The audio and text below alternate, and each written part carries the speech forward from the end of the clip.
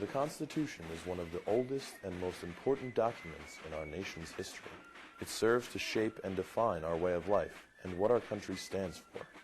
The delegates responsible for drafting the Constitution could not have imagined how crucial this document would be some 200 years later. And believe it or not, today's society could not live the way we do without it.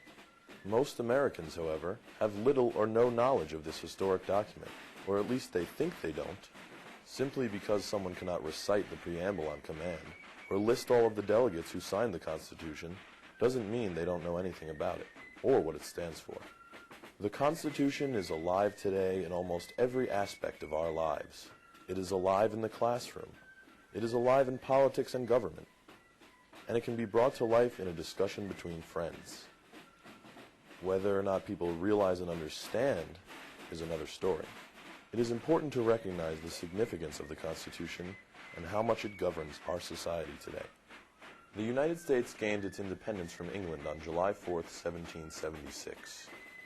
When forming their new government, the people were worried about being ruled by too strong of a national government. They didn't want another King George. In response, leaders organized a new American government based on a document called the Articles of Confederation. The Articles of Confederation did little more than form a loose bond between the states and ultimately failed. And this chaos, it just became so impossible that the leaders in all the states said, listen, we've got to do something about this. The Articles of Confederation aren't working. And so they decided that they were going to have a convention in Philadelphia in May of 1787. All these are the greats. These are the greatest people that ever lived. You're talking about Franklin and Jefferson and Madison and Washington. Hamilton. These are the greatest people who ever lived in our country. Never had people like this before. Do we want to have a constitution that binds us all together as a union? And they felt that was the way to go. So Madison, with his group of drafters, put together the articles in the Constitution, we the people. That's the way it starts in the preamble. We the people, to form a more perfect union. To form a more perfect union. We're not talking about states going their own ways. We're talking about a union, a united states. And so it's from the people. It's not from the states. This is important. The Constitution comes from the people. The people made the Constitution. The people can change the Constitution.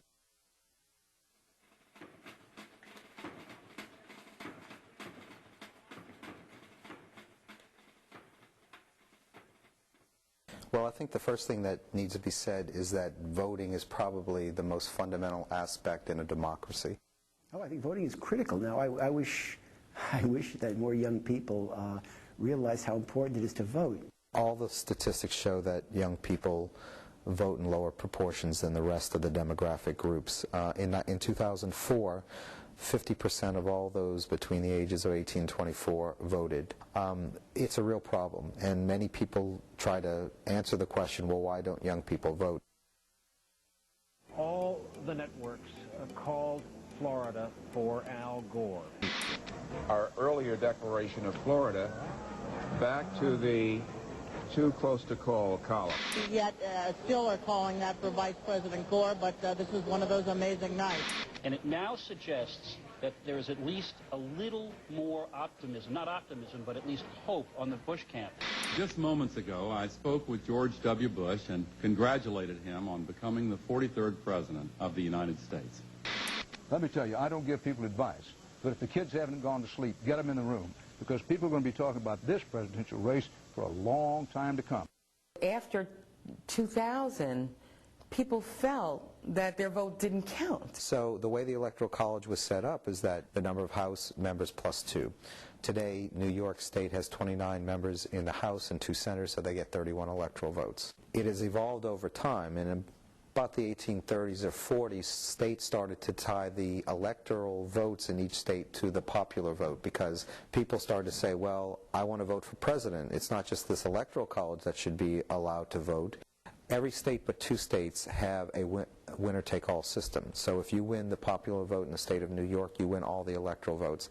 That's the case in every state but Maine and Nebraska. They have a proportional system where if you win 60% of the vote, you get a percentage of the Electoral College. With the system, as we have seen in both the year 2000, even going back to the year 1800, and in the election of 1876, is that sometimes the popular vote and the Electoral College vote are at odds with themselves. 2000 election resulted in election of President Bush because there were a couple of hundred votes in Florida that were contested. Can you imagine that? In 100 million votes nationwide, a couple of hundred votes made the difference. Again, as a senator who'd run for this position twice and lost the first time by only 18 votes, I was reminded every day how important every vote was. And so a close election, a competitive election, reminds people that they matter. This is our government. You know, these are our elected positions. We can't afford, young people certainly can't afford, to put off involvement. We need you now.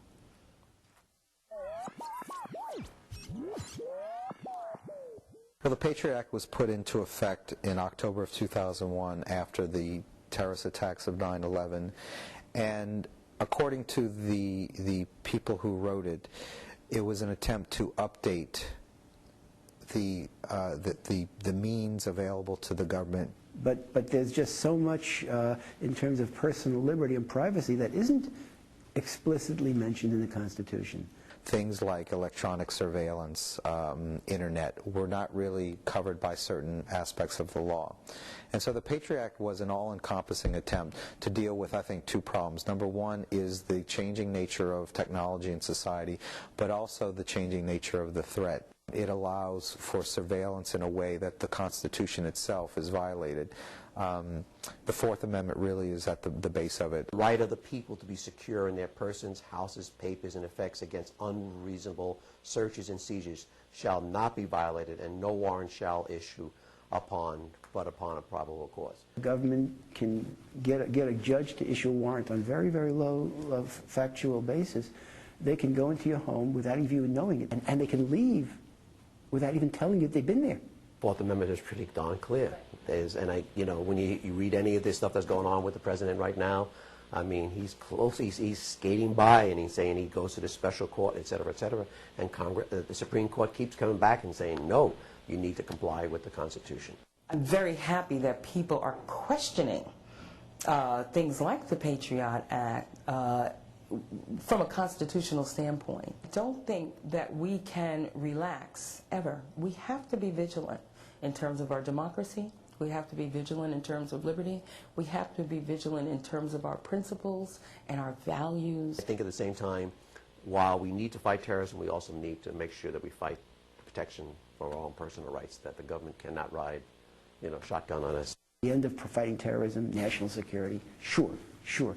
But there's a tension here, because while we want to do these things, protecting society, fighting terrorism, combating crime, drugs, whatever, there are rules, and the Constitution does set the rules. During times of war, the government is given more authority to determine what is reasonable or unreasonable. In times of peace, the Supreme Court has interpreted the Fourth Amendment to be a little more lenient. I think it has to be regulated by somebody. I know they're relying on, for example, AOL monitors your account. And if I recall correctly, they have keywords. They will pull your account out and they will suspend your account, all right? And I'm hoping more people will do that rather than having the government stepping in and saying, here are more controls. Technology is evolving so fast as we make these laws, and laws take a while to develop and pass. By the time we pass those laws, the technology has already gone another, I don't want to say quantum leap, but a significant leap that, the laws we just passed are already outdated. In a time of terror, we move towards authority and government power. In a time of prosperity, we move towards privacy and freedom. I think the most fundamental thing to keep in mind, though, and this is why the Constitution is such an interesting document, at base, it's there not to give government power, but to limit it. We hold these truths to be self-evident, that all men are created equal.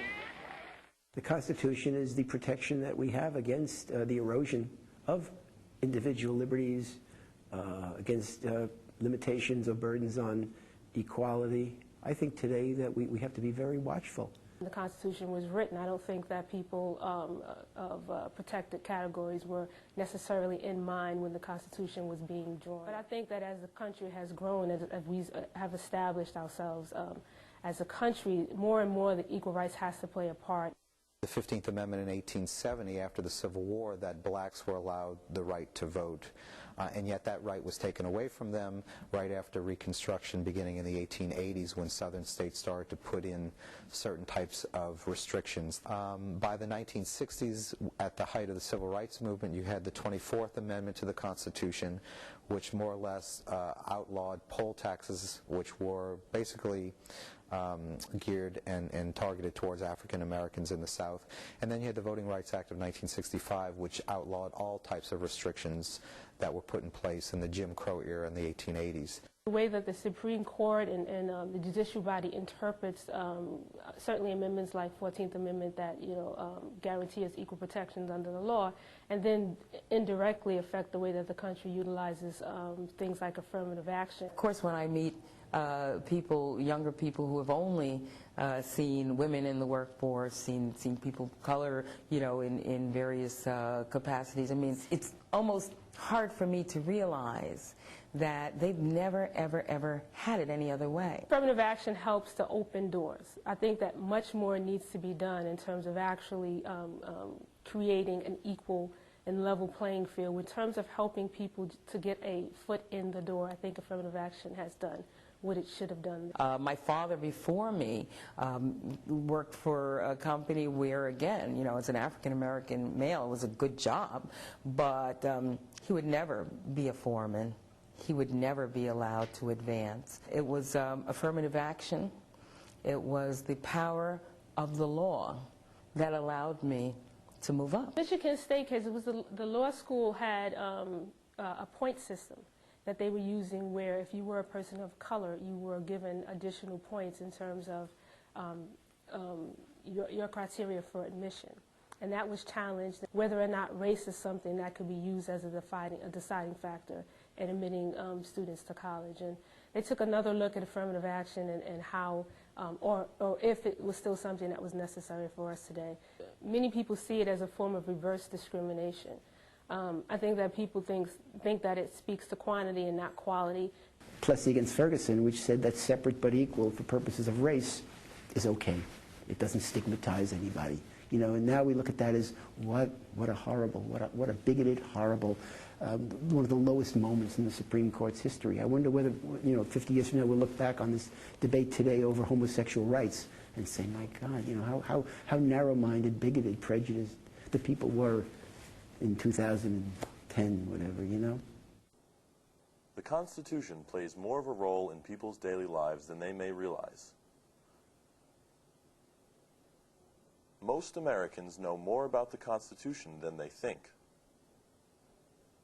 The Constitution protects our rights, ensures our freedoms, and allows our voices to be heard. It gives us the right to be us, I guess. It gives us the right to do what we want, say what we want, and learn what we want, and learn and not learn what we don't want to learn. You get involved in campaigns and you're talking to people, you're expressing your opinions, and that's what's supposed to happen.